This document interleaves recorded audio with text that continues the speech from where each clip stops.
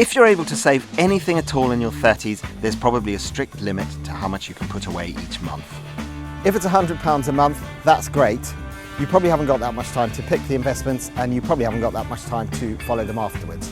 So my idea of a perfect solution would be one where costs are low and choices are limited while offering good value. If you're investing in the stock market, it's best to think of that money being tied up for 5 years. So if you're saving for a deposit and you're hoping to get it together in the next 2 years, the stock market probably is not the place. This is about investing for the longer term and hopefully benefiting from the higher, longer term returns that stock market can deliver. Over the last century, shares have returned an average 5.4% after inflation per year. Cash has returned 0.8%. Neither figure sounds high, but remember that growth compounds year after year.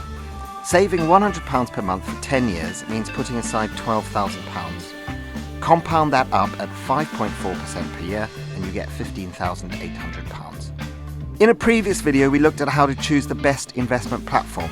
But here you're going to want something different. You're going to want an ISA platform that makes financial sense if you're contributing perhaps very little each month. Here's a few to consider: AJ Bell, AXA Self-Investor, R-Plan and Fidelity Funds Network.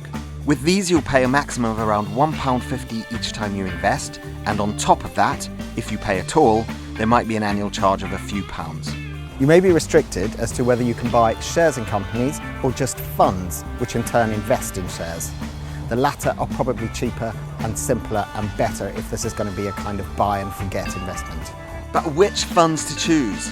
At Telegraph Money, we do our own fund research, but we also talk all the time to brokers and analysts whose job it is to do nothing else. So here's a list of potential funds for you to drip feed your money into: Fundsmith Equity, Artemis Global Growth, Woodford Equity Income, Vanguard Life Strategy 100 and Linsell Train UK Equity.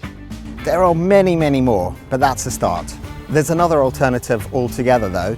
Some platforms allow you to select the level of risk that you're prepared to take, and then they build a portfolio for you around that. The best known of those platforms is called Nutmeg. But as everyone will tell you, the key is to start as early as possible. And you can always switch off those regular contributions if it's a difficult month.